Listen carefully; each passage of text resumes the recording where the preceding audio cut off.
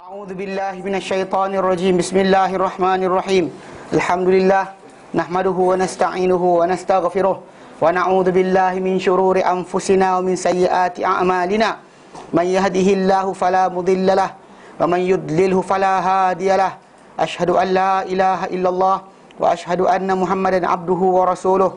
Allahumma salli ala Muhammad wa ala ali Muhammad kama sallaita ala Ibrahim wa ala ali Ibrahim wa barik ala Muhammad wa ala ali Muhammad kama barakta ala Ibrahim wa ala ali Ibrahim fil alamin innaka Hamidum Majid. Rabbi shrah li sadri wa yassir li amri wahlul 'uqdatam min lisani yafqahu qawli. Amma ba'd.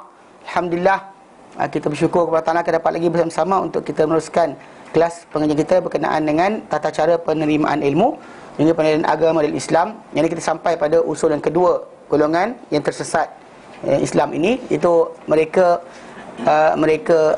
mempermainkan atau memperolok-olokkan sumber-sumber penilaian syariah. Kerana kita dia beriman dengan kitab, tak beriman dengan sunnah, kemudian beramal dengan sebahagian kitab, tak percaya dengan sebahagian kitab, ambil nas separuh, tinggal separuh. Kemudian menyorokkan nas, membuat bohongan terhadap Rasulullah SAW. Kemudian kita ambil juga dia kata menyelewengkan nas daripada kedudukannya. Yang terakhir kita ambil itu adalah berkenaan dengan mereka bersandar kepada nas, mengambil nas tadi untuk sokongan bukan sandaran. Dan kita terangkan bahawa pengertian dia adalah bila mereka berdalil bukan sebab dalil itu datang mereka beramal. Mereka cari dalil untuk sokong apa mereka percaya.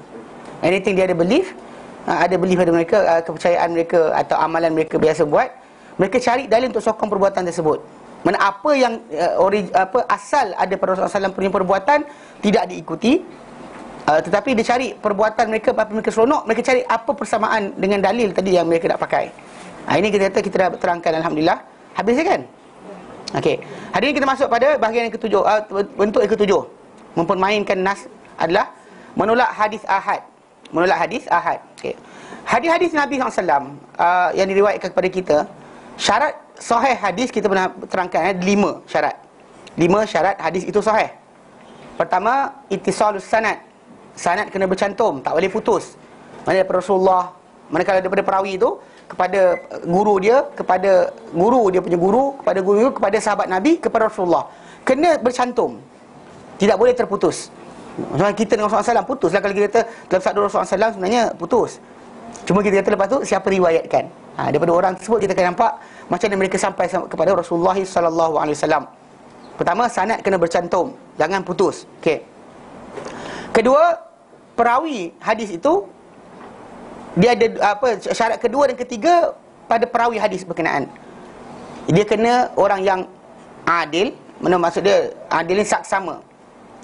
Saksama ni ada para ulama menterjemahkan sebagai tidak melakukan dosa-dosa besar, tidak melakukan dosa-dosa besar, tidak berterusan dengan dosa-dosa kecil, dan tidak melakukan perkara yang merosakkan maruah. Perkara yang merosakkan maruah dia tak buat. So anything yang kita kata contoh macam dosa besar, macam berkata bohong ke, berzina dan sebagainya, tak ada. Kemudian dosa kecil, dosa kecil kadang-kadang dosa kecil, marah, kita kata melampau kadang ada je, tapi dia tak berterusan, tidak berterusan. Tak ada manusia tak ada dosa. So untuk kita kata bahawa tak ada dosa langsung, tak. Perawi hadis tu boleh ada dosa, tapi tidak berterusan dengan dosa-dosa kecil. Dan yang terakhir, tidak melakukan perkara yang merosakkan maruah. Itu meaning adil. Dan kita kata syarat pertama sanad bercantum. Syarat kedua dan ketiga duduk pada perawi tu. Perawi hadis berkenaan mestilah seorang yang saksama, maksud dia tak buat dosa besar, tak berterusan dosa kecil, tak melakukan perkara yang merosakkan maruah. Merosakkan maruah ni macam kalau zaman dahulu macam duduk lepak kedai kopi dan sebagainya, kan, duduk main game kan. Jadi dia benda-benda yang merosakkan maruah. Pada sekarang ni kalau dia kata yang mungkin sebahagian ulama yang keras, tegas bagi perkara ni, kata isap rokok, perkara yang merosakkan maruah lah, benda tak ada kaitan dengan agama ataupun benda yang mensia-siakan lepak duduk dia depan televisyen di mejam tengok bola, tengok wrestling ni. Okey. Dalam hadis Nabi, dalam Nabi SAW sendiri bergusti. Tapi kita kata kalau tengok gusti tu kenalah juga senaman. Ni tengok gusti, lepas tu perut buncit makan dia lepak. Tak boleh lah, kan? Maksudnya dia ada mana apa benda yang membawa kepada jihad, menguatkan diri kita untuk kita bersedia untuk membantu agama Allah Taala, apa-apa keadaan sekalipun, itu dikira sebagai sebagai persediaan. Sebab Gusti itu sendiri pun bagus untuk menaikkan semangat. Macam again, kita kata macam nak pukul orang dan sebagainya. Tapi benda berkenaan kita kata jihad itu berlaku bila kerajaan perintahkan saja, bukan bila kita suka hati. Saya rasa nak pergi jihad lah hari ni tak boleh. Jadi kenapa timbulnya fatwa para ulama tidak menyokong keluarnya orang-orang tertentu yang pergi ke IS kan, ISIS kan. Timbul tajuk itu je. Dari segi masalah pelaksanaan, masya-Allah, kalau tuan-tuan tengok dalam YouTube dan ni kan, cara mereka laksanakan hudud, sebat orang zina dan sebagainya, seriously tak ada masalah. Tak ada masalah. Memang mereka melaksanakan hukum syarak. Dia sebat dengan cara yang betul.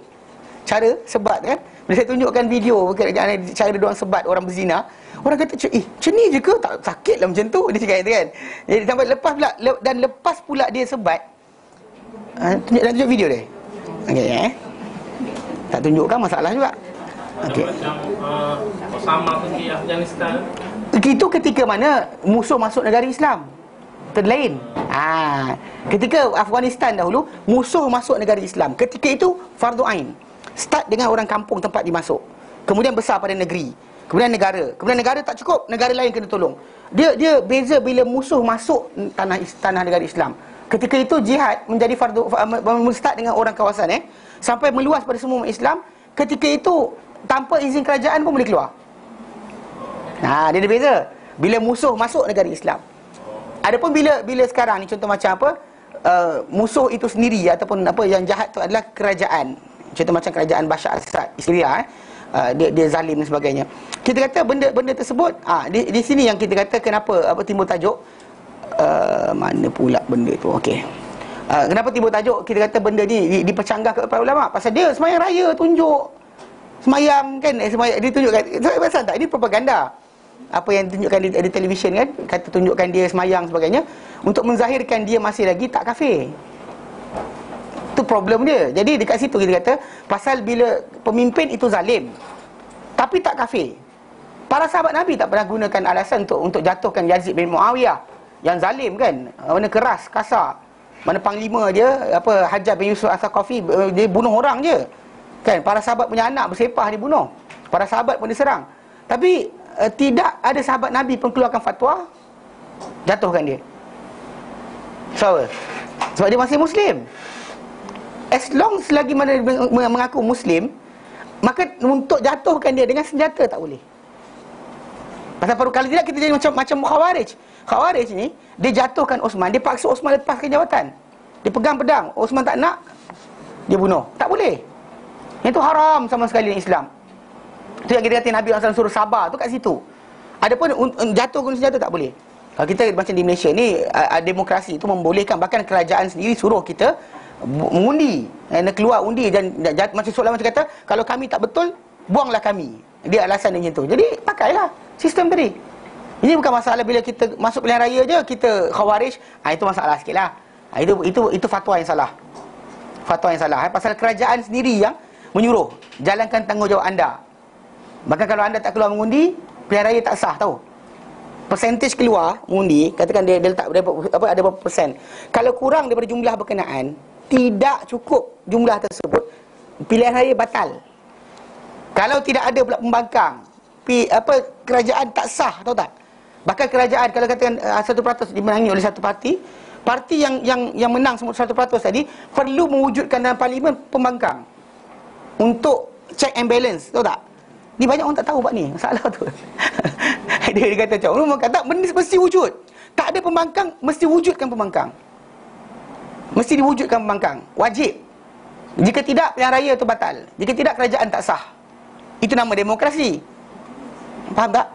Okey. Jadi konsep dia. Jadi balik pada kisah Usama bin Laden, siapa pergi Afghanistan dahulu, ketika tu musuh masuk negara Islam. Yang sekarang berlaku ni adalah kerajaan Islam atau bukan kerajaan dia, pemimpin Islam yang zalim. Bukan dia Syiah. Itu masalah dia. Dia tak mengaku. Dia tak mengaku dia. Tak cakap. Keluar statement dia. Orang keluar semua orang cakap, tapi dia sendiri cakap ada tak? Problem dia sekarang ni, kita dalam Islam mengeluarkan seorang daripada lingkungan, atau Syiah sekalipun, Syiah sekalipun mengeluarkan dia daripada Islam, kita perlukan pengakuan dia. Pada soal dia, bukan kita gunakan asal saya dengar orang kata. Tak boleh. Tidak boleh, haram. Pas kita nak hukum orang, kita kena tahu apa dia cakap. Just orang kata, dia kata. Tak boleh. Tak ada pendakwaan dibuat dalam mahkamah dengan cara tersebut. Jadi macam dia kata, jahat, kita setuju. Zalim, kita setuju. Jatuhkan dengan senjata. Kat sini masalah dia. Pasal dalam Quran Karim surah Al-Hujurat, Allah Ta'ala turunkan ayat Quran. Allah Ta'ala nyatakan, wa in ta'ifatani minal mu'minina qatatalu faslihu bainahuma. Jika dua kumpulan umat Islam berbunuh-bunuhan, maka perdamaikanlah antara mereka berdua. Mana ini maksudnya kita kena masuk, campur. Fa in baghat ihdahuma al-ukhra, jika melampau satu kumpulan ke atas satu lagi, faqatilul lati tabghi hatta tafi'a ila amrillah, sehingga dia tunduk patuh pada perintah Allah Taala. Tapi arahan itu bukan pada orang perseorangan, daripada kerajaan. Macam juga bab apa? As-sariqu was-sariqatu faqta'u aydiyahuma. Orang pencuri lelaki, pencuri wanita, potong tangan mereka dua. Kita tak boleh buat. Belajar, kita datang kelas Yayasan Taklim ni, ada kelas hudud kan, kita belajar. Sekarang kita mula hudud. Malam ni masuk apa? Sekejap. Apa benda cuti lama kat bawah ni. Okey, malam ni kita tu bawah ni baru habis berkenaan arak. Berkenaan dengan sebab orang minum arak. Kita baru bincang bawah ni. Malam ni masuk apa? Potong tangan kot. Mencuri. InsyaAllah. Jadi kita belajar hukum dia, belajar hadis dia untuk laksanakan bukan kerja kita. Mesti kerajaan. Kalau kita buat sendiri habislah. Kan dekat Taman Tun ni katakanlah ada Hunafak. Hunafak kan majlis agama kan. Dia buat. Lepas tu kita kat sini buat. Urusan jenazah tak apalah, panggil. Kami Yayasan Taklim nak minta supaya Yayasan Taklim uruskan jenazah atuk saya, supaya diikut cara sunnah. Tak ada hal, pasal benda tu boleh dilaksanakan oleh siapa saja. Okey. Tapi berkenaan dengan melaksanakan hudud tak boleh. Hudud nak potong tangan tu kena dan sebat orang berzina. Orang datang jumpa, ustaz, anak saya berzina, sebatlah dia. Tak boleh. Ustaz tak boleh sebat. Ustaz sebat pun tak guna. Kan? Pasal apa? Pasal benda ni tadi balik pada kerajaan. Macam tu juga pelaksanaan apa? Jihad. Tidak datang. Para sahabat Nabi marah kalau dia kata berlaku ketika mana ada para sahabat yang ditangkap, dibunuh di Mekah. Ikut semangat, nak je orang keluar. Tapi selagi Nabi tak kata pergi, selagi Nabi tak empoykan siapa nak kena pergi, tak ada siapa boleh keluar. Ni poin sebenar. Sebab kenapa dalam masalah jihad ni kena belajar.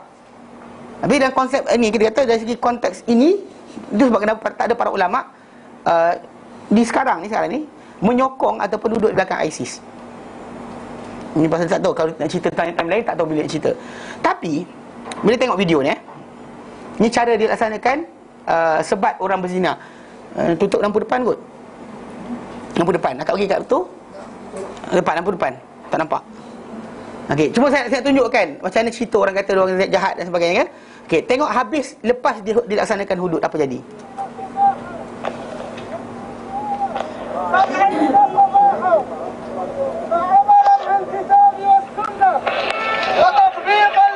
Bagi melaksanakan syariat Islam dan hukum dengan apa yang Allah turunkan, dan dalam hukum mahkamah bagi negara Islam di antara Islam Iraq dan juga Syria untuk sebat 100 suratan ke atas orang yang dakwa sebut nama kerana dia melakukan jenayah zina,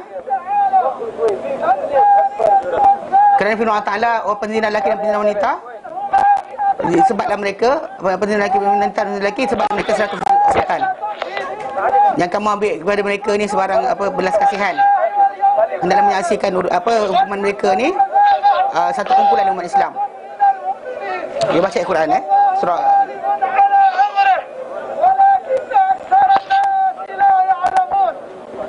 okey, apa dia buat? Dia ambil ini cara sebat cara Islam. Okey, tengok dia pegang benda tu kan. 1 2 lama sebenarnya dia sebat ni. Sampai satu kali lah. Tapi dia tak sebat satu tempat. Dan ini pelaksanaan dia. Kalau tuan-tuan nak tahu cara sebat cara Islam, ni cara dia. Ni. Macam tu je. Dia maksud dia gitu. Dia tak lepas sebab satu tempat. Kalau satu tempat takut pecah, koyak kulit. Tak diberikan macam tu. Ya? Okay. Slow je dah. Tu Pak. Abang tengok orang kata slow. Semua dah tengok macam tu je. Kalau Saudi punya lagi laju. Kalau Saudi punya lagi cepat. Yang kat Melayu tu tak kisah. Kayu tu tengok, kalau dia paling kurang kadang lepas tamar, rotan biasa. Besi tak boleh. Tak boleh kena, ada mesti yang melentur. Okey. Sebab Saya tak bilang berapa kali kan, tapi ada sebab lah. Mana orang semua tengok, okey. Yang nak kita fahamkan sekarang, okey. Dari segi pelaksanaan tak ada hal. Memang ni, bahkan tu, ni ujung sekali lepas dia sebab ya. Okey. Habis dah kita ujung sebab kan. Memang sakit lah. Mana tak sebab tak sakit. Okey, tapi masalahnya sakit yang tidak luka. Okey, habis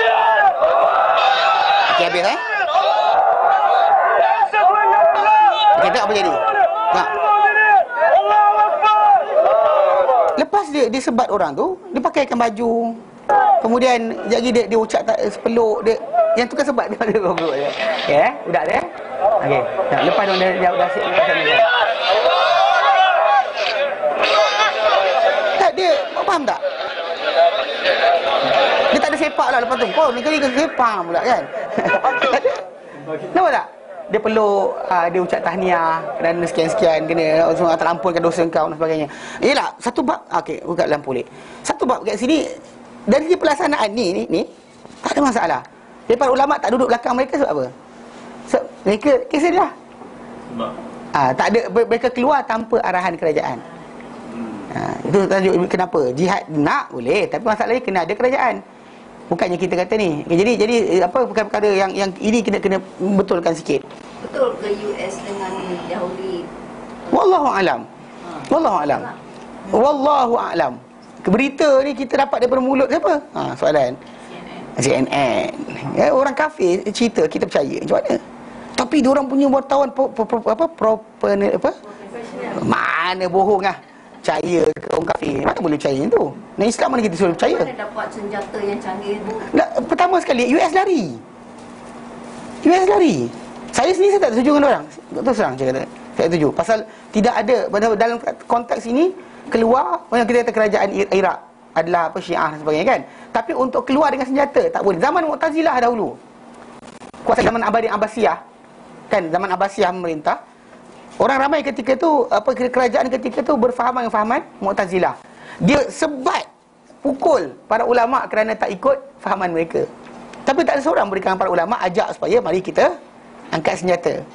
Yang sebab itu saya kata zalim itu zalim, Syiah itu Syiah, tapi anda tak boleh angkat senjata. Faham tak? Kecuali dia tunjukkan kufur, lawan. Kalau dia kata tidak, tak boleh. Dan bahkan yang nak masuk, kena masuk dia apa? Kerajaan. Contoh macam kerajaan Malaysia hantar tentera, ya, boleh. Ya, kerajaan, bukannya orang perseorangan. Ya, saya. Sebab apa nak katakan wa in ta'ifatani minal mu'minina qatatalu fa aslihu. Perdamaikanlah kamu semua bainahuma di antara mereka. Pasal arahan dengan jamak. Ya, saya. Kerajaan yang kena keluar, bukan kita perseorangan. So, apa jadi konteks apa? Pasal lari ke sini tajuk dia? Hadis sahih. Betul? Macam lompat ke sini? Aku masalah tu.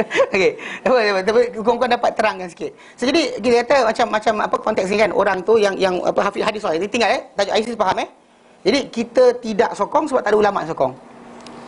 Ulama ada tak ada ulama dekat situ. Pasal kita kata pasal para ulama dia ada disiplin dalam masalah menentukan benda tu nak buat ke tidak. Hanya dia tak sabar. Tak sabar satu benda. Masa dia kalau nak keluar tadi kena dengan kerajaan. Dia tak boleh dengan sendiri. Itu dia. Kerajaan lain. Dengan kerajaan lain ke? Kerajaan Islam OIC ke? Ataupun mana-manalah. Maksud dia benda tu kena ada. Contoh macam bila perperangan di Eropah berlaku dan sebagainya. NATO boleh keluarkan tentera. Tapi OIC tak ada tentera sendiri. Itu salah dia. Kadang kita kata pasal kita kena ada kekuatan kat situ lah. Pasal kita jihad itu berjalan sampai hari kiamat. Tapi bukannya kita kata bentuk suka hati kita. Memang sampai kiamat jihad itu adalah syar'i. Tapi nak laksanakan sila belajar dulu.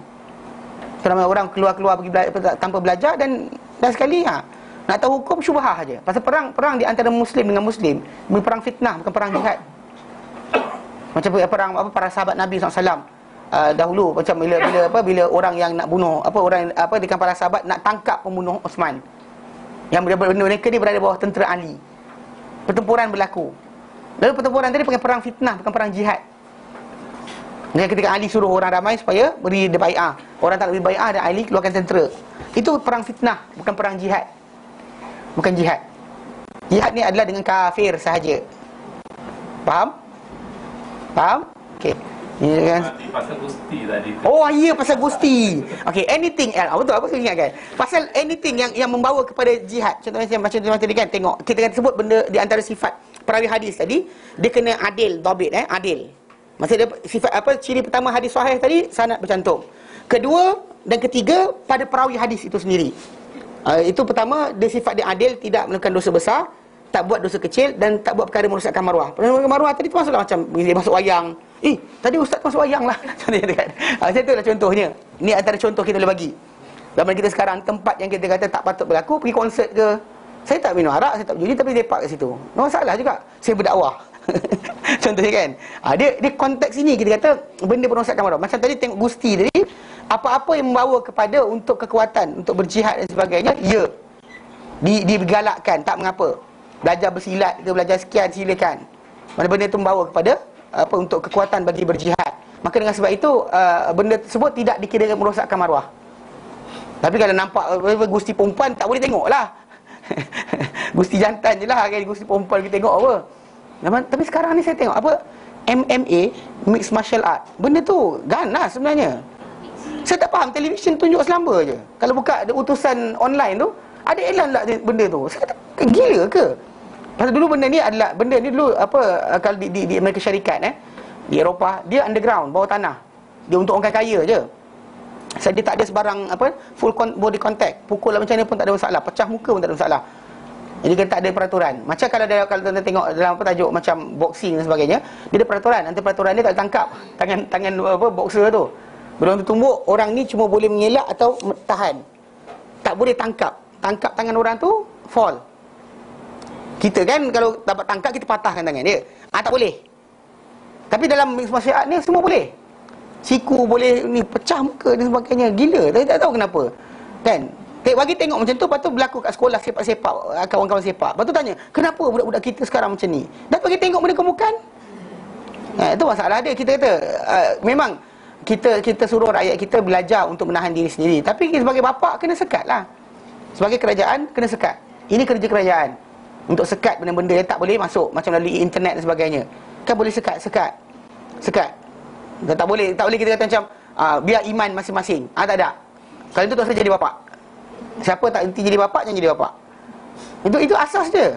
Tak reti jadi bapa, jangan jadi bapa. Pasal kerajaan tu macam mewakili macam bapa.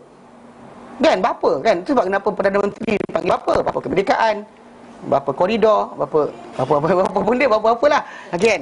Semua bapa dia ada. So, jadi konsep bapa tu tadi pasal dia bapa. So kerja bapa apa? Bapa ni mengatur, ni boleh, ni tak boleh. Mak sayanglah anak tu, macam ni jahat pun sayanglah, tak ada hal. Kan? Mak itu pun mak punya sifat. Tapi kalau dia kata untuk bapa ni tidak, bapa tu kena mengatur. Kalau dia kata benda tak boleh, dia tinggal halanglah. Kan kita kata pada anak kita, ini haram, jangan makan. Lepas tu letak kat tepi kaunter rumah. Dekat itu kicap betul ada arak situ. Ini haram ni, minum kat sini. Lepas tu, ini haram ni, zina ni. Betul letak sewakan bilik pada pelacur dalam rumah. Gila ke? Kan keluar pakai baju tidak cukup dan sebagainya. Lepas tu cakap gitu, tu haram, jangan tengok. Tak faham tak? Itu dah boleh sewel. Macam tu, kita kata macam kita kata arak ini tak elok dan sebagainya, jangan mabuk, don't drink and drive. Lepas tu buat izinkan pesta Oktober. Apa hal? Takkanlah, kan saya tak faham. Tak logik sungguh. Tak kira bangsa apa, bangsa Cina ke apa, yang kita pakai rasional kan, kalau macam kami ni bijak, bistari sebagainya. Takkan benda tak faham. Orang tu nanti apa, datang minum arak tadi apa, naik basikal, naik kereta kan, lepas tu balik naik apa, naik basikal. Mana balik begitu juga. Itu yang tiang elektrik kat tepi jalan. Biasa tuan tengok patah dan sebagainya, kerja diorang lah. Kat Kota Damansara terkepak ke sini, terkepak. Ya, yang angin datang pun kepak ada juga. Tapi yang kita kata yang banyak jatuh tu kan, tiang elektrik patah, Siapa yang tanggungjawab? Semua senyap je. Tak, ini kadang-kadang pelik. Mana jadi kerajaan, tak kira kerajaan apa, tak kira benda tu apa, sama ada yang anda Pakatan Rakyat ke, sama je. Kan baru ni dengan pemimpin minum arak, tunjukkan kami bersama Oktoberfest. Bodohnya. Kan seriously, are you teaching children kita, budak-budak buka Facebook dan sebagainya. Nampak, oh inilah pemimpin gogok arak. Takkan macam tu sekali. Punyalah, saya tak faham. Kata pada anak kita, jangan buat, ini tak elok, ini tak bermoral. Lepas tu kita tunjukkan, maka kita izinkan. Takkan tak ambil bijak lagi, tak faham betul. Kan ini kita kata kerana apa? Kerana degil. Ya, pasal korang nak tunjuk kita ni bebas, merdeka. Orang-orang tersebut nak kita, contoh macam orang di apa, macam contoh Oktoberfest ni dibuat mana? Jerman sambut ke hari gawai? Tak ada kan? Jerman tak sambut gawai. Jerman sambut ke hari raya Aidilfitri Adha? Tak kan? Yang kita gatal sambut hari perayaan minum arak ni kenapa? Tak logik, tak logik. Kita buat upacara dekat negara kita untuk perayaan negara orang. Kata ada lagi. Ini kita tahu konteks apa? Peliknya. Pemimpin kita kira yang apa mana-mana apa cok yang ada dia ada lah. Kita kata cok keris ke, cok bulan ke, cok roket ke, kan dan sebagainya, yang cok mata lebam ke. Cok mata lebam. Cok mata lebam ke? Takkan tak reti lagi. Kan? Kebebasan betul masyarakat majmuk. Tapi untuk kita membolehkan penggunaan haram. Haram, mengizinkan adalah haram. Kalau orang nak mencuri kan, kita bagi tools pada orang berkenaan untuk mencuri. Haram, kita terlibat. Tapi untuk orang mabuk, saya tak ada apa-apa. Anda menguasai majlis daerah kan, kita tahu yang pegang. Contoh macam di KL, di BKL, dia pegang kuasa. Contoh macam orang parking kereta tak betul, tangkap. Orang nak buat khemah untuk mabuk, permit perlu ada. Kena ada permit. Ini kadang-kadang lawak. Kan ni kita tahu lawak antarabangsa. Lawak kan. Pelik. Perayaan orang negara orang kita buat kat negara kita. Apa hal? Kan bukan cakaplah kita buat penegasan. Bukan budaya kita. Budaya timur ke mabuk tak kan? Ya. Ya, tanggung dosa confirm lah. Yang tak bercakap pun confirm dosa juga. Yang kita kata kalau rakyat tak bercakap memang faham lah, dia tak reti. Tapi sekarang ni mana-mana yang pegang sebagai jadi bapa, nak jadi menteri besar, nak jadi presiden dan sebagainya. Anda menjadi bapa. Sebab kenapa Omar kata apa? Bila dia pikul kan, dia pergi jumpa, dia kan dia merayau. Dia lihat ada orang apa kelaparan, bini nak bersalin, dia panggil bini dia untuk tolong. Kemudian dia pergi ke Baitul Mal, ambil tepung nak masak dan sebagainya untuk keluarga berkenaan. Lepas tu ada sahabat dia, pendamping dia kata, "Meh aku bawa." Omar kata, "Kau nak bawa dosa aku di akhirat nanti ke?" Demi Allah dia kata, kalau seekor lembu tu dekat Iraq tu, kaki tergelecok sebab jalan salah, Allah Ta'ala akan tanya pada aku nanti, "Wahai Omar, kenapa kau tak elokkan jalan untuk lembu berkenaan?" Lembu. Itu kita kata pelik bila manusia tak ada iman, memerintah macam itulah. Tak ada iman. Iman mana? Tolerate. Itu saya kata tadi, asal balik. Nak mabuk negara dia boleh mabuk. Itu kan budaya kita. It's not our culture. How can kita tengok tu lawak dia. Saya ada satu rencana. Budak-budak muda ni kan, saya tanya, saya tak sukalah orang suka ikut daya barat, tapi dia ikut daya barat. You know, paling lawak. Apalah orang-orang kita ni ada apa nyanyi lagu berkenaan dengan ikut budaya yang salah, tapi dia sedang ikut budaya yang salah. Faham tak? Jadi secara konsep dia tak kena langsung. Kalau bukan kerajaan, lantak. Macam sama-sama kita, orang tak ada kuasa bercakap, tak ada hal. Tapi kalau kata orang yang ada kuasa, dia pegang, di tangan dia lah tempat untuk pelaksanaan benda berkenaan, maka dia bertanggungjawab. Confirm tanggungjawab. Ya, tak usah bagi permit. Indoor kita kata, kalau terkeluar tu lain cerita. Kalau dah terkeluar, maksud dia tak indoor. Macam sekarang ni, macam baba yang berada di kawasan Taman Tun ni, dia tak boleh keluar sepatutnya. Kapak pun tak boleh. Dia tak boleh hayat ramai. Itu sebab kenapa kita kata benda tak senonoh macam ni tak boleh ditunjukkan, pasal kita tak nak anak cucu kita lepas ini menjadi pemabuk. Bahkan benda tu bukan budaya kita. Itu masalah dia. Apa alasan? Kerana masyarakat majmuk. Soalan, itu perayaan masyarakat Melayu ke? Tidak. Cina? Hindu? So, perayaan siapa? Perayaan orang Jerman. Orang Jerman rayakan tak perayaan Cap Gome? Tak kan? Yang gatal kita nak ikut budaya dia kenapa? Tak faham, saya tak faham. Perayaan orang minum arak. Apa yang minum arak? Apa pasal? Sekarang Melayu minum. Oh tak boleh, pasal benda tadi ada kaitan kat sana. Tourism Ha? Tourism tu kata tourism kan. Orang pelancong asing tu dekat rumah dia arak bertong-tong. Dia minum nak mandi arak pun dia boleh. Dia tuang dalam bathtub tu, guling-guling dekat dalam tu. Dekat negara kita bukan tempat untuk arak. Itukah kita, image kita, apa orang nak bagi. So kalau dia katakan dia nak pelacuran, kita nak bagi juga. Dagangkan anak kita. Anak-anak kita pasal apa? Oh, dia ni suka ke negara dia, semua bebas. Jadi kita pun bagi anak kita. Ni ambil anak saya ni. Ni anak saya tak ada. Anak awak bagi, tolong. Takkan macam tu kot. Sebab jangan jadi bapak kalau tak kita jadi bapak. Pasal bapa tadi ditanya pada semua. Bukan setakat anak dia. Anak setiap rakyat dia. Sebab kenapa kadang-kadang bab ni kita kata konsep apa benda macam ni kan. Benda kena faham. Kalau dia kata benda-benda yang merosakkan maruah, dia gagal. Confirm kata siapa-siapa yang terlibat benda ni tak boleh hafal, tak boleh perawi hadis. Rosakkan maruah. Dia kata bukan saya luluskan. Anda tak bercakap, ya kena. Syaitan bisu tu, hadis tu tak sahih. Tapi anyway, nak pakailah. Hadis tak sahih pun. Syaitan bisu tu. Dan hadis tak sahih. Tapi yang kita nak fahamkan sekarang, kita kata benda ni kita akan jawab depan Allah Ta'ala. Dan kita dijawab ikut kadar masing-masing. Yang bapa ditanya sebagai orang bapa. Seorang perempuan tanya tentang diri dia. Anak tentang anak. Siapa yang tak ada anak, tak ada tanya tentang anak. Siapa tak ada kuasa, tak tanya tentang kuasa tadi. So siapa ada kuasa dia tanyalah. Dan cara kita sampaikan. Kalau kata supaya orang ramai ni kena faham, bukan majmuk itu bukan syarat.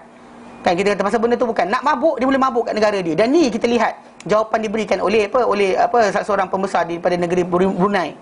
Bila ada orang minta supaya arak dibebas. Dia kata orang pelancong ni asing ni boleh minum arak kat negara dia, mandi arak pun boleh. Ni negara kita, tempat kita. Kenapa kena ikut culture dia? Kan culture mabuk, culture kelab malam dan sebagainya bukan culture kita. Betul bila rakyat tak betul dan sebagainya, gila, cekik orang, dia 3-4 hari ni macam-macam. Tikam orang kat sini, tikam orang kat situ. Kenaan dengan isu ni tadi. Terus. Ni tadi kenaan dengan pemimpin. Ya. Bagaimana pula dengan mufti? Kita ada lebih kurang berbelas mufti. Tak ada mufti pun kata halal sebenarnya. Kita kena faham satu benda. Dalam tajuk ni, mufti tidak ada kuasa untuk menggerakkan Jabatan Agama Islam untuk buat kerja. Banyak orang tak faham bab ni. Dualisme. Kita di Malaysia ada dualisme. Mufti duduk bawah agung. Kerja dia keluarkan fatwa dan hukum sahaja. Untuk menggerakkan Jabatan Agama Islam, tangkap orang, buat operasi dan sebagainya, itu bawah menteri, bukan bawah mufti. Tapi mufti ni tak ada hak ke atas menteri tadi? Tak ada. Memang tak jawab. Maksud saya personal lah, jumpa, salam. Salah jumpa, confirm cakap. Baik, masalah benda tadi tak timbul. Tajuk sekarang ni macam kalau abang tengok kes berlaku ketika mana paling mudah ketika ESQ diharamkan. ESQ diharamkan, mufti keluar fatwa. Lepas tu menteri terlibat, tak apa. Yang ni terlibat, tak apa. Perasan tak? Jadi orang pening kepala. Apa pasal mufti cakap lain, menteri cakap lain? Jabatan Agama Islam tak buat kerja. Sebab dia kata pasal tajuk dia dualisme. Masyarakat kita tak faham. Pasal agama diletakkan bawah sultan dan agung. Pelaksanaan peraturan undang-undang diletakkan bawah menteri agama atau jabatan Perdana Menteri. So setiap orang bila mufti tu bercakap dan sebagainya, dia cuma duduk kat situ je. Selagi tak diwartakan oleh sini, takkan keluar. Faham Macam bila saya pergi bawa ni apa muzakarah apa fatwa berkenaan dengan tajuk yang dibuat oleh mufti Selangor. Saya pemegang tauliah saya ada tauliah Selangor. Jadi dia kat sini, dia datang, dia cakap orang persoalkan berkenaan dengan masalah ASB. Dia terangkan balik apa jadi sebenarnya. Dia cerita balik, dia kata macam ni. Dia kata pasal dia keluarkan fatwa, dia kata tak boleh kan. Okey, dia cakap macam ni. Orang tanya kenapa. Dia kata sebenarnya dia tanya dah. Dia pernah panggil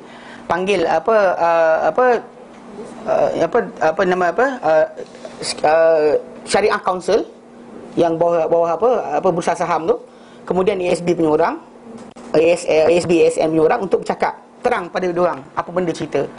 Jadi Syariah Council duduk, jadi orang ni berteranglah terang dan sebagainya.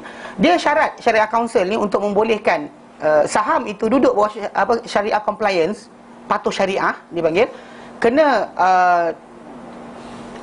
dipanggil apa? Saham yang tidak yang syubhah, yang dilaburkan mesti kurang 15%. Kurang 15. Jangan lebih 15, kurang 15. Okey. Pasal dalam tu ada duit orang bukan Islam sekalipun masuk agama, maka disalur ke situ. Okey, faham. Tapi dia kata sekarang ni yang ada yang syariah compliance tak lepaskan ASB, ASN dan sebagainya, sebab dia punya saham yang tak patuh syariah tu ada 19%. So besar.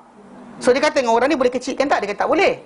Lepas tu dia kata pada orang yang yang syariah counsel ni, boleh ke kata halal? Dia kata tak boleh. So dia kata dia keluar dia ni. Lepas tu orang bising kali kedua. Bila bising kali kedua, dia panggil kali lepas berapa tahun, dia panggil pula kali kedua. For the second time dia panggil. Suruh terangkan lagi. Tanya pula kali ni berapa dah. Benda kena naik 29% pula. Dia kata 29%. Dia kata jadi takkan kami nak kata boleh? Itu nak maintain dividen. Itu dia kata, takkan kami nak kata boleh? Dia kata, mana dia buat kerja? Cuma masalah kita kata, jadi dia kata takkan kami nak kata boleh. Dia ni confirm lah, dia kata bawah 15%. Yang ini dah sampai 29%. So macam mana kami nak kata boleh, dia kata. Makin naik bukan makin turun. Jadi dengan sebab itu dia kata kami keluarkan fatwa tak boleh. So diorang buat kerja. Cuma masalah sampai ke tidak pada kita satu. Dan bahkan saluran kita pertama sekali masalah tajuk ni, kita dah ada undang-undang syariah negeri sebenarnya. Macam bila di Pahang dahulu, bila budak perempuan yang minum arak tu, kan, lawyer dia pandai. Saya tak kata budak tu ni kan, lawyer dia pandai. Dan sekali dia lepas tanpa sebarang hukum. Perasan tak? Saya kata dia nak disebat kan, sampai-sampai pengawal penjara tak disebat. Sebenarnya kalau nak belajar sebat boleh, hantar je pergi ke negara-negara yang belajar yang sebat cara Islam. Kalau tak, panggil ISIS punya orang tadi tu aja. Anyway, okey, jadi kita kata dia lawyer dia pandai. Dia tolak kes tu kepada mengaku salah dan minta dihukum. Dan jadi hebohkan satu negara, heboh dan sebagainya. Siap negara luar pun masih campur, Amerika bercakap, Britain bercakap dan sebagainya. Ketika tu tapi bila last sekali pegawai penjara kata kami tidak terlatih. Betul?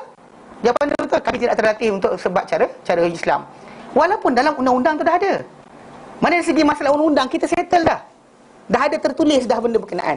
Tetapi nak laksanakan, ini kena arahan Perdana Menteri ataupun Menteri Agama ataupun Menteri Jabatan Perdana Menteri. Tak boleh dibuat oleh mufti. Pernah mufti arahkan sekali, ingat dulu Mufti Selangor. Dia suruh tangkap dia cantik. Ketika tu apa jadi? Tak kena cabut. Lepas tu dah diwujudkan, ditubuhkan JAKIM dan sebagainya untuk pastikan bahawa mufti-mufti ni tak bergerak kuat laju sangat. Memang keluar bercakap, tapi barang yang dia cakap tadi akan disalurkan kepada satu ni, yang diorang ni akan tengok apa boleh keluar, apa tak boleh keluar. Jadi bukan diorang tak buat kerja. Yang untuk kita mengatakan mufti tak buat kerja tu agaknya sikit lah. Dia kata pasal sok khabar tak siarkan, kan? Macam ketika mana ASQ dahulu, mufti wilayah dapat satu peringkat, dia buat salah satu peringkat tu, orang-orang daripada bekas ASQ, bekas alumni dia isytiharkan keluar ASQ dan bertaubat dan sebagainya. Ada anak kepada Raihanah, anak kepada Sulaiman Palestin. Dia kan dia bercakap, dia terangkan balik, dia minta maaf dan sebagainya, apa benda. Dia lah di antara orang yang mula datang bawa ASQ ke Malaysia. Tapi benda tu coverage dia sikit sangat. Tak, dia disiarkan. Tapi benda ni mufti ni bawah agung. Tapi bila televisyen, kebetulan televisyen yang terlibat tu televisyen yang ada pengikut di ASQ, jadi tak keluar. Jadi kita kena ni sikit. Masalah tajuk, masalah fatwa tu benda. Masalah pelaksanaan tu. Pelaksanaan bukan di bawah tangan mufti. Mufti kerja dia untuk mengeluarkan fatwa saja. Penguatkuasaan bukan di tangan mereka. Dengan sebab itu kita kata yang konsep ni kita bersangka baik dah dengan mufti. Tengok macam mufti macam apalah mufti ni tak apa-apa tak. Okay, fine. Bab benda lain kita kata mungkinlah mufti tu keluar fatwa berkenaan dengan tajuk tak usah keluar demonstrasi dan sebagainya. Mungkin kita kata kita boleh kritik sikit. Tapi berkenaan dengan masalah benda-benda yang halal haram ni confirm tak ada. Diorang tak ada terlibat sama untuk kata tak apa. Tak ada siapa mufti kata. Tanyalah soalan. Saya pergi tanya. Soal apa tak tanya? Cuba tanya dengan mufti. Boleh tak kita untuk tujuan pelancongan kita halalkan segala yang haram? Mana boleh? Balik pada asal tadilah kita kata sebagai seorang bapa, tak kira menteri besar dan sebagainya, sila bertanggungjawab. Jangan tengok je macam menteri wilayah. Dia bertanggungjawablah. Kalau wilayah ni kan dulu bila Hard Rock Cafe nak buka dekat Putrajaya kan, dia buat benda tu kena ada pooling tau. Di mana-mana tempat nak buka satu benda macam ni kena minta persetujuan masyarakat setempat. Tapi macam di Kuala Lumpur ni, macam Taman tu saya tengok, untuk buka bar, buka aje. Tak perlu minta izin pun. Bahkan tak perlu macam pernyataan notis. Atau mungkin letak surat khabar kecil je, dia orang tak nampak pun. Betul. Macam dulu kan, macam bayangkan di Kota Damansara bila nak dibuka nama Carrefour dekat section 11 kan. Kan tak jadi kecoh lama. Pasal pemaju yang dah buat bangunan tu, dia tahu dia buat macam mana. Dia pergi kat dua rumah kosong, dia ambilkan tangan, lepas tu dia jalankan. Orang ramai tak setuju ketika tu, kecoh. Masa dia kena ambil pooling, kena tanya. Setiap penduduk yang berdekatan terkesan dengan benda tersebut. Diorang terkesan takut anak lepak dekat pasar raya. Tapi masalahnya Carrefour tu tak ada macam apa shopping kompleks macam orang utama. So tak ada siapa lepak. Lepak situ, tak ada budak muda datang lepak situ. Tak ada benda pun. Kan ada beli barang-barang macam Giant je. Orang tak lepak Giant. Jom lepak Giant hari ni. Mana ada. Orang lepak Mid Valley. Macam tu kan. Jadi memang terkesan. Jadi diorang ada fikir kemudian tersebut. Pooling tu penting. Macam ni juga masalah arak tadi. Kena ada ambil sebenarnya. Saya tak faham kenapa ada apa dekat Kuala Lumpur ni ada macam di Putrajaya tu dia buat macam tu terus kecoh kan. Yang ini tak buat. Yang ujung dekat tak lama lagi akan buka. Di BKL pergi mana? Datuk Bandar Kuala Lumpur pergi mana? Menteri Wilayah pergi mana? Ini tajuk dia. Dia kena tengok. Kan kalau kata sibuk sangat, sibuk apa buat maraton je. Masalah juga. Nak berlari. Hari tu hujan apa jadi tak tahu. Tak faham kadang-kadang konsep ni. Jadi kita kata okey, apa-apa yang berkaitan dengan tajuk apa? Memberikan kekuatan pada orang, jihad dan sebagainya, ya, kena tengok dan sebagainya. Ada bersyubhah, tinggalkan. Jadi benda-benda yang merosakkan maruah ni ialah limit kepada ikut bangsa berkenaan. Jadi perawi hadis tu mesti adil. Imam Syafi'i kata adil ni sama ni maksud dia orang tersebut baik dia lagi banyak daripada buruk dia. Mana orang yang biasa kita tengok, masa kadang ada kita tengok orang ni bagus kan. Kita nampak orang ni, kita tahu dia ni. Kalau dia orang tu kerja dia buat benda tak elok je, kita nampak buruk dia. Kan kita sense kita pandang muka orang tu, dia ni buat apa? Dia kan dia ada kan ada guideline. Kita tengok orang ni, kita kata orang ni buat apa. Biasanya kebanyakan kisah hidup dia tadi kepada apa? Kalau kisah hidup dia kepada kebaikan dan sebagainya, maka Imam Syafi'i kata itulah orang yang adil, saksama. So jadi di sisi para ulama ada beza. Tapi secara asalnya yang konteks kata tidak buat dosa besar, tak berterusan dosa kecil, tak buat perkara yang merosakkan maruah, itu guideline. Okey, itu syarat kedua dalam hadis yang sahih pada perawi itu. Dan ketiga syarat sahih hadis adalah perawi hadis tu mestilah dhabit. Dhabit tu maksud dia hafalan dia kuat. Hafalan dia kuat. Mana kita bagi dia 10 barang, 10 barang tu juga dia ingat. Kita bagi 10 barang tinggal 3. Tak boleh. Dhabit. Ba alif ba ta. Dhabit maksudnya seorang yang kuat hafalan. So kalau tak ada kuat hafalan dia, maka mulalah rosak kesahihan hadis berkenaan. Contoh pelupa ataupun kadang-kadang ada dhabit ni berlaku bila orang tersebut asalnya kuat hafalan tapi dia punya jadi tua nyanyuk. Habis tu kadang-kadang para ulama jadi ada hadis seorang hadis tu boleh jadi separuh hadis dia okey, separuh lagi tidak. Separuh yang okey tadi mungkin pada ketika dia muda ataupun ketika anak murid dia awal. Yang ini ketika mana dia telah mula berubah, daripada tua dia nyanyuk dan sebagainya, maka yang ini siapa ambil lepas ini tak kira. Diorang ada tagline, siapa datang. Dia ada garis panduan. Siapa yang anak murid dia awal, dia tinggal mana dan sebagainya. So itu syarat ketiga mana pada perawi hadis tadi mesti dhabit. Yang keempat, perawi hadis tadi bukan perawi dah, dia pada sanad hadis tu. Sanad. Okey. Sanad hadis tadi mestilah tidak ada syuzuz, keganjilan. Keganjilan maksud dia hadis yang syarat 3 dia cukup dah. Sanad bercantum, perawi hadis saksama, perawi hadis tu adalah orang yang kuat hafalan. Semua kuat hafalan. Okey, jadi sekarang ni 3 dia cukup. Tapi dia syaz. Syaz macam mana? Contohnya macam hadis tadi bercanggahan sama ada dari segi lafaz dia ataupun sanad dia dengan hadis yang lebih sahih daripada dia ataupun lebih ramai daripada dia. Contoh, dalam Sahih Muslim ada satu hadis yang berkenaan dengan 7 golongan yang akan dipayungkan oleh Allah Ta'ala dengan payungannya pada hari payungan Allah Ta'ala. Di antara yang disebut itu adalah yang ke-6, itu orang yang rajulun tasaddaqa bi sadaqatin, seorang lelaki yang bersedekah satu sedekah, fa akhfaha, dan disembunyikan sedekah tadi, hatta sehingga la ta'lamu, tidak mengetahui, yaminuhu, kanan dia, ma tunfiku shimaluhu, kiri dia. Dalam riwayat yang lain semua sekali datang dengan seorang lelaki bersedekah satu sedekah, tak tahu kiri dia apa disedekah oleh kanan dia. Faham tak? Maksud dia semua datang dengan kiri, tak tahu kanan bagi apa. Tapi dalam yang Sahih Muslim ni, Sahih Muslim, lafaz hadis tu dia terbalik. Mana dia bandingkan dengan yang lain, semua sekali sebut kiri tak tahu kanan sedekah apa. Dia punya lafaz kanan tak tahu kiri sedekah apa. Hadis itu matan dia syaz. Matan dia syaz. Sanad dia sahih, tapi matan dia syaz. Maka dari segi konteks dia, hadis dia dhaif. Sebab bila ada orang kata Bukhari Muslim ada dhaif, dalam part macam ni, dia mungkin lafaz dia terbalik ke depan ke belakang. Contoh macam hadis yang lain, macam ada hadis yang terbalik. Contoh macam hadis yang bila Nabi kata, Inna Bilal yu'adzim bil lail, Bilal azan waktu malam. Fakulu washrabu, makan minum. Wa idza adzana ibnu ummi maktum, bila azan saya ibnu ummi maktum, fa'amsiku, jangan makan dah. Maksud dia Bilal azan waktu malam, ibnu ummi maktum azan waktu subuh. Ada terbalik. Ada lafaz datang hadis terbalik. Bila terbalik saya, sedangkan semua riwayatkan Bilal azan malam, ibnu ummi maktum azan waktu subuh. So, jadi itu yang keseluruhan. Datang satu riwayat ni, dia terbalik. Ibnu Maktum malam, Bilal yang subuh. Yang itu jadi syaz. Jadi syaz lah. Walaupun sanad dia sahih, tapi dia kira syaz. Kadang-kadang ada syaz ni pada sanad.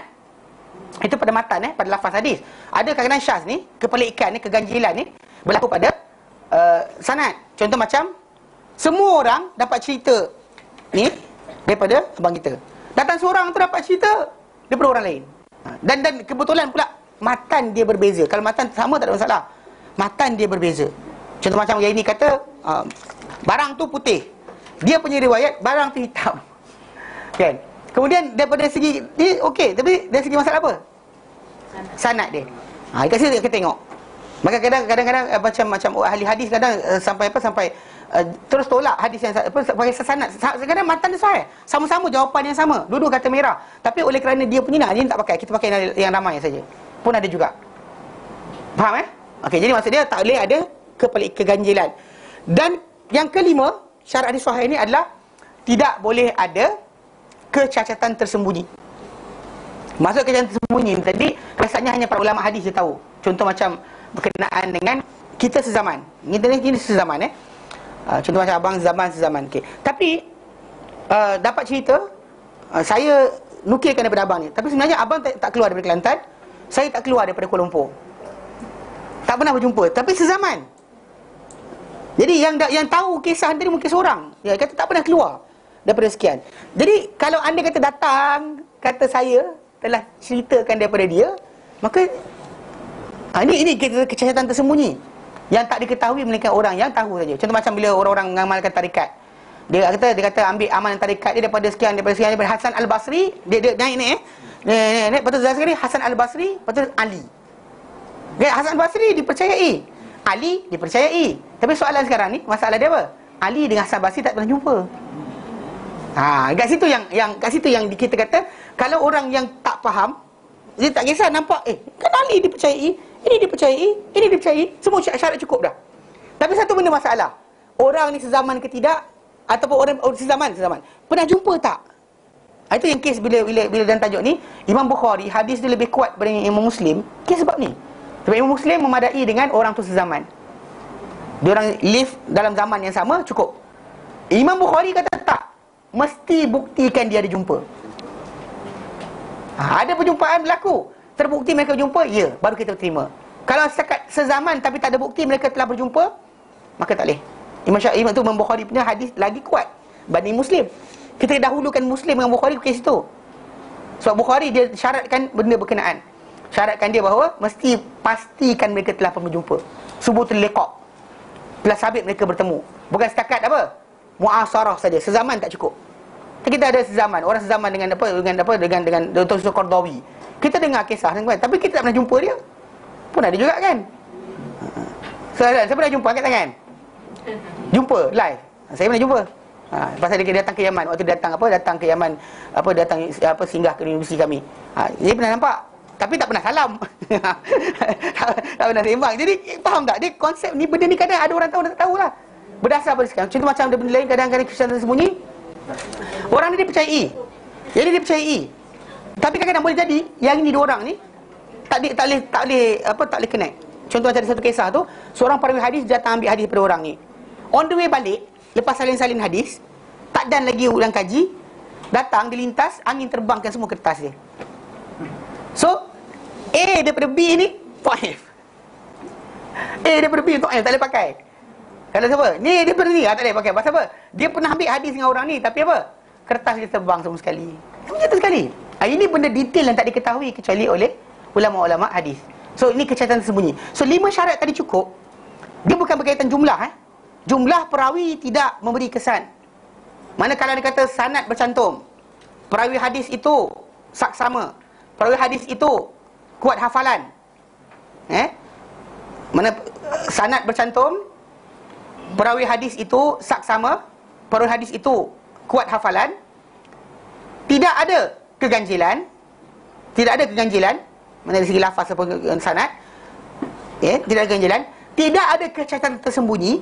Hadis itu sahih. Dia bukan masalah jumlah, dia masalah apa? Cukup tak syarat tadi. Kalau anda kata jalan periwayatan tu banyak, tapi syarat tadi tak cukup, macam-macam jalan periwayatan, tapi semua putus, tak boleh. Tapi benda tu kisah tu aku dengar cerita, macam kisah Hang Tuah lah. Hang Tuah kan? Hang Tuah, kenapa kisah Hang Tuah ni macam jadi mitos ke, pasti ke, tidak ke? Tak kenapa. Sebab kita punya kisah ni dapat daripada Tun Sri Lanang. Tun Sri Lanang bukan sezaman dengan Hang Tuah. Itu tajuk dia, putus kat situ. Sejarah Melayu Melaka dan sebagainya jadi putus sebab tu je.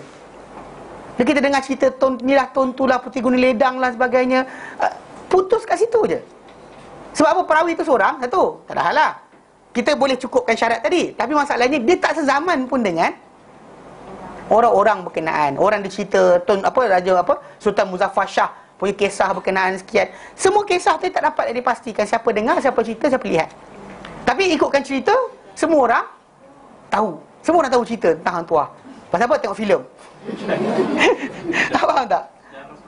Sejarah sekolah. Itu sebab kenapa kita kata dari segi konsep sejarah dalam orang Arab dan sejarah dalam bangsa kita lain. Orang Arab dia pastikan benda tu sabit. Daripada siapa.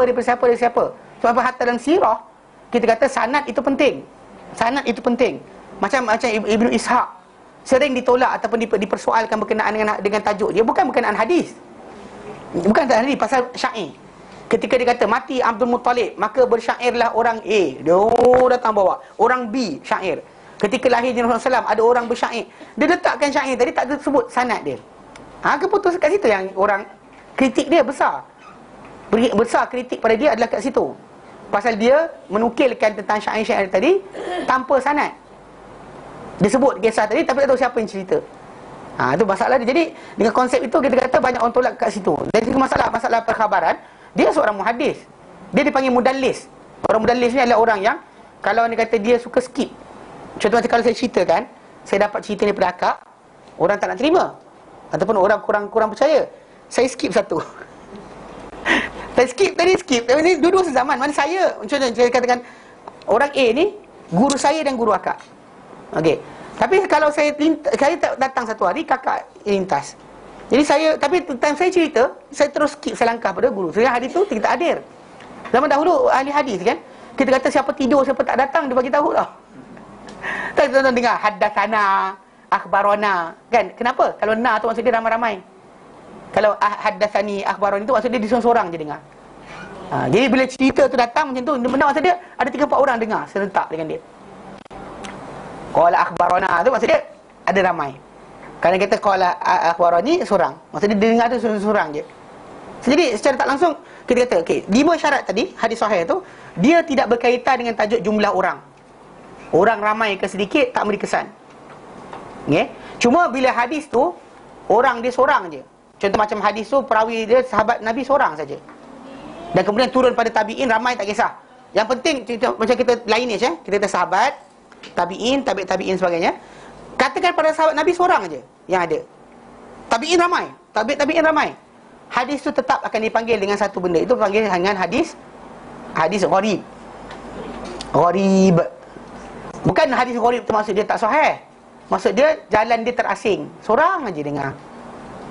Macam hadis innamal a'malu binniyat. Hadis tu hadis gharib. Hadis yang satu jalan periwayatannya. Itu daripada Umar. Gerak jari sama kan? Gerak jari. Mana? Gerak jari tahiyat. Gerak jari tahiyat dia macam tu. Mana jalan periwayatan dia panggil gharib. Gharib. Okey.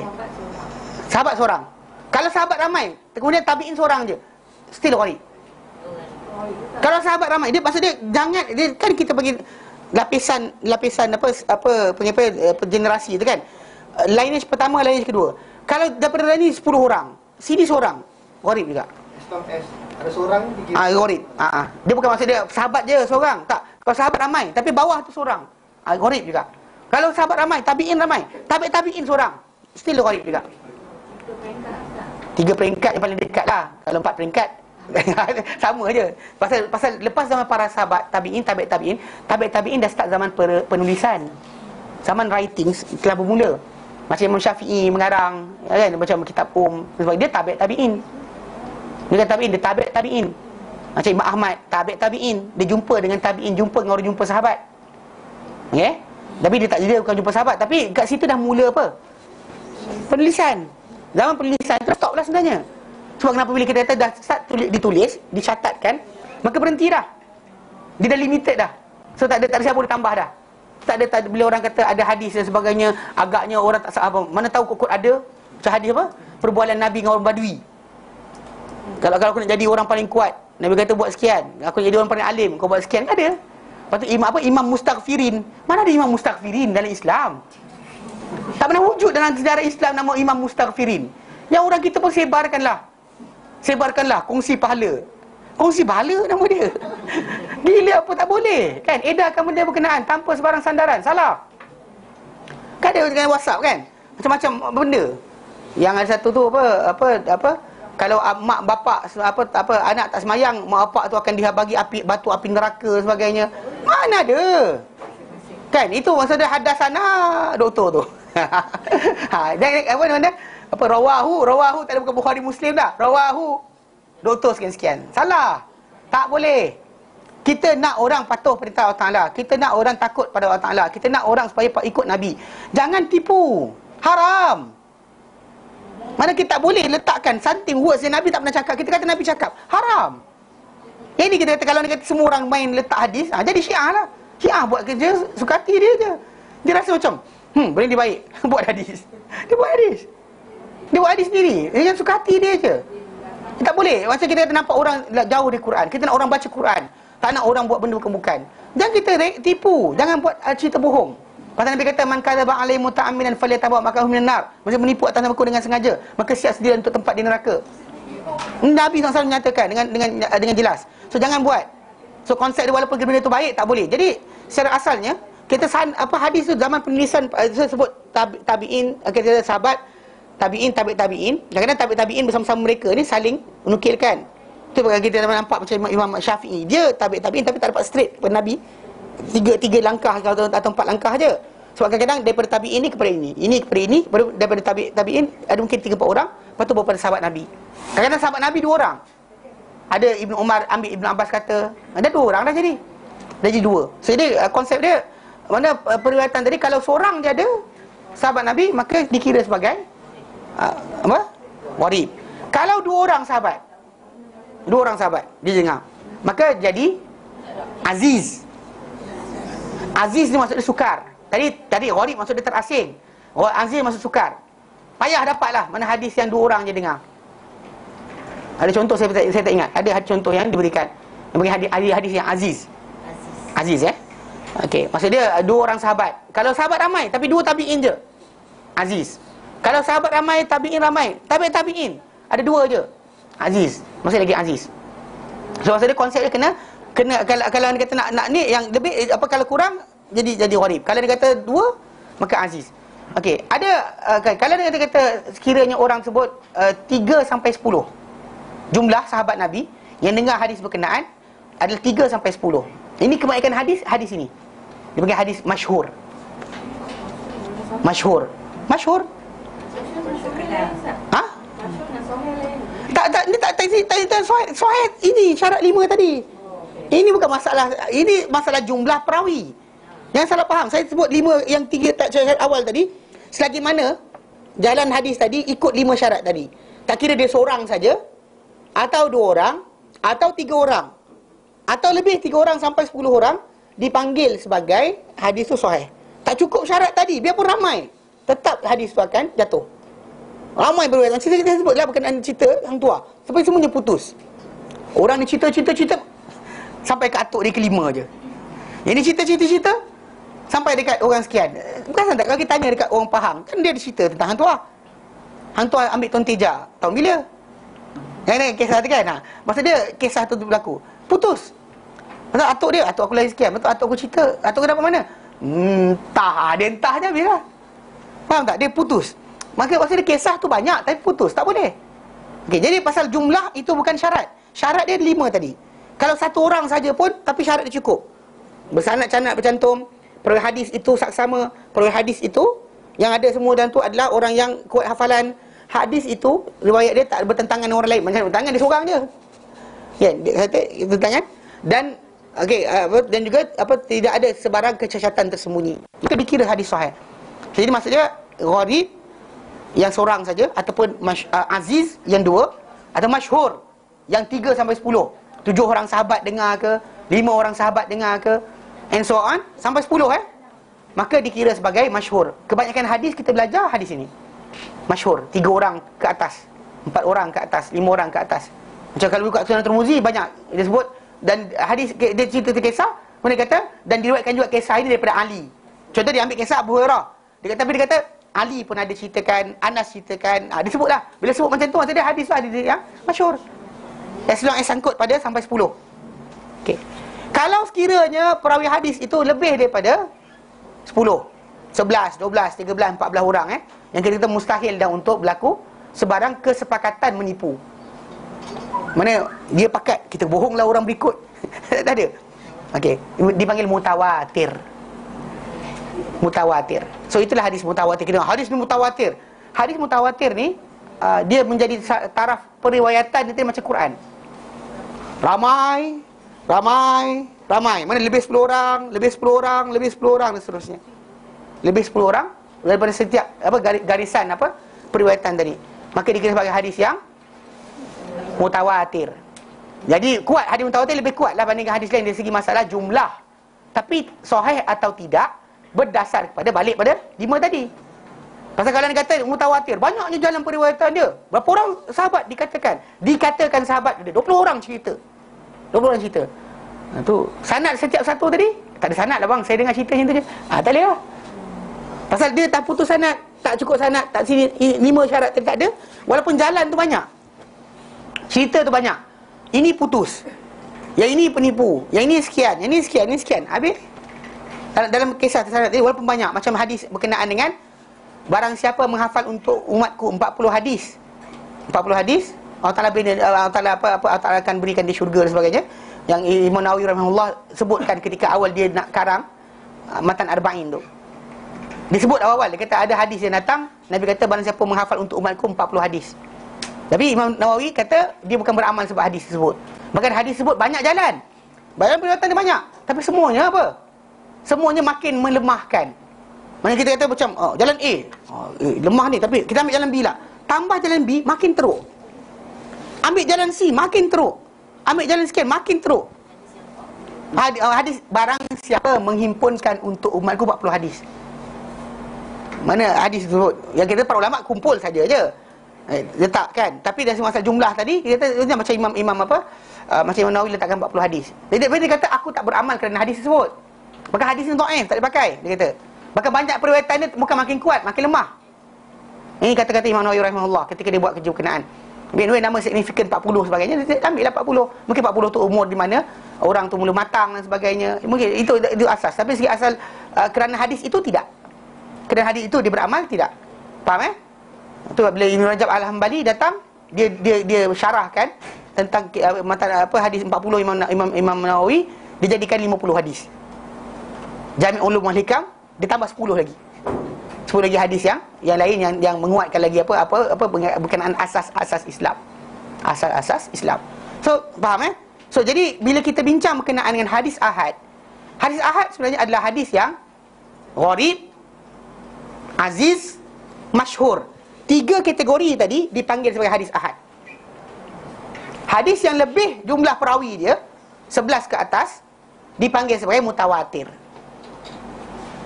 Faham? Okey. Ini maksudnya pasal tajuk ketujuh ni, orang yang melakukan bid'ah ni suka menolak hadis ahad. Alasan dia, hadis ni ahad tak mutawatir. pun ada start. Macam kes dia kata azab kubur tak ada pasal hadis ni tak mutawatir.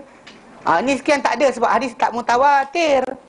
Bukan rejam tak ada kerana tak mutawatir. Ada dia mainkan tajuk mutawatir tu. Mutawatir bukan syarat anda beramal. Mutawatir adalah menceritakan jumlah perawi dalam hadis tersebut. Anda terima hadis daripada Nabi SAW, walau satu hadis sekalipun, anda kena beramal. Faham? Syarat dia 5 tu.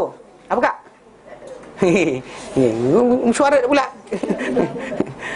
Jadi 5 syarat iaitu bercantum sanad, lineage, cantum.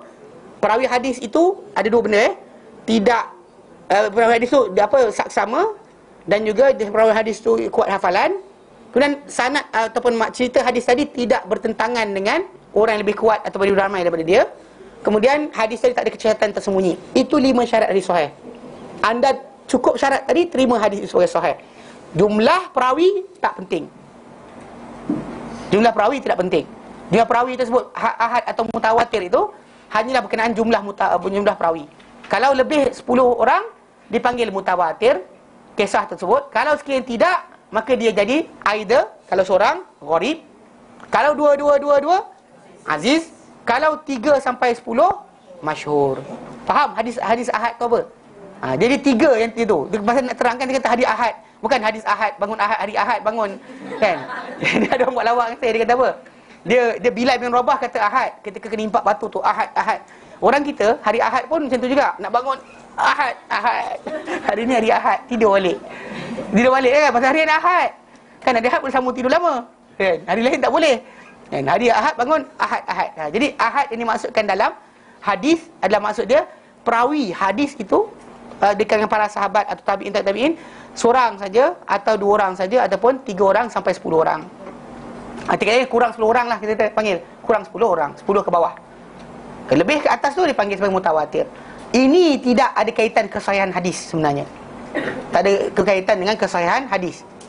Ia hanyalah berkaitan tajuk jumlah perawi.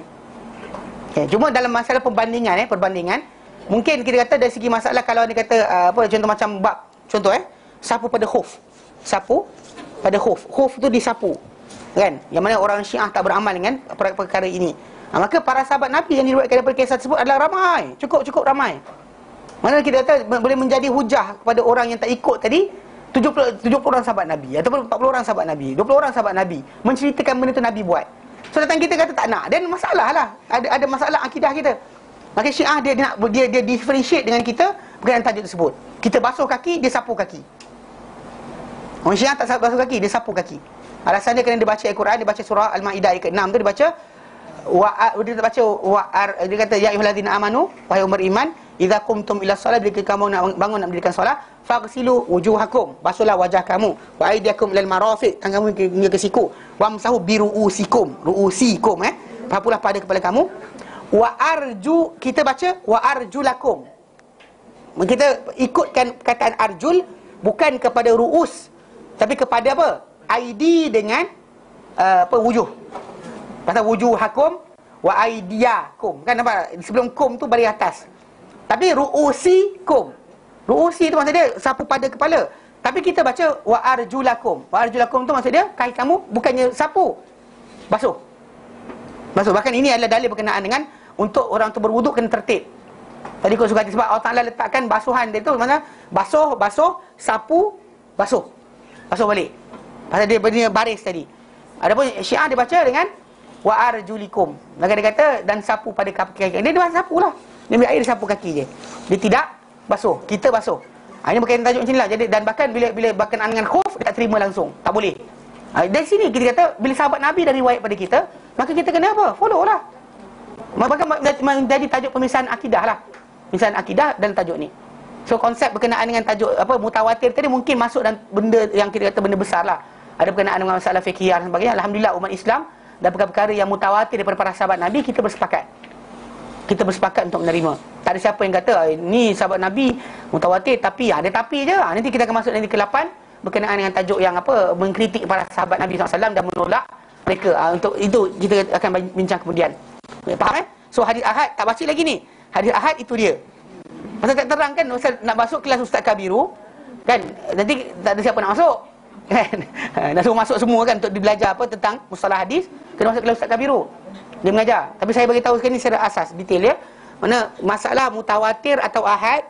Hadis mutawatir tu maksudnya jumlah perawi tu ramai, lebih 10 orang ke atas. Ahad tadi kurang 10. Kurang 10 tu ada 3 kategori. 3 sampai 10 orang paling masyhur. 2 orang saja dipanggil aziz, seorang saja yang diriwayatkan dipanggil sebagai gharib. Tak ada kaitan sahih dhaif. Sahih dhaif tu balik kepada 5 syarat. Itu bercantum sanad. Perawi hadis tadi mesti saksama. Perawi hadis itu mestilah seorang yang kuat hafalan. Hadis itu tidak bercanggahan dengan hadis yang lebih kuat daripada dia atau lebih ramai daripada dia. Mana kan kisah tadi tak boleh bercanggahan macam kisah Sahih Muslim tadi. Semua orang kata tangan kiri tak tahu kanan sedekah apa. Lafaz Sahih Muslim tak tahu tangan kanan apa yang kiri sedekahkan. So jadi itu jadi syaz. Okey. Kemudian yang terakhir adalah berkenaan dengan tidak ada kecacatan sembunyi. Macam orang ni mati, dia kata orang ni tapi yang ni mati dah, dia tak jumpa. Tiba-tiba kita kata dia orang riwayatkan masing-masing. Tak boleh. Tapi benda ni diketahui hanya oleh ahli hadis pasal mereka yang sibuk sangat berkenaan dengan bila mati, bila lahir, sekian, siapa guru dan sebagainya. Tak diceritakan dalam ilmu-ilmu lain. Jelas? Bukan sejuk. Ni saya memang ada batuk. Memang bukan sejuk. Jangan tutup, kan saya panas.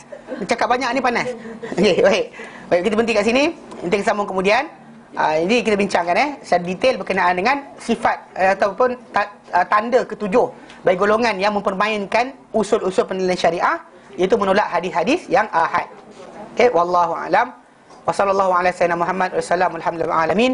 Subhanallah anta astaghfiruka wa atubu ilaik. Assalamualaikum warahmatullahi taala wabarakatuh.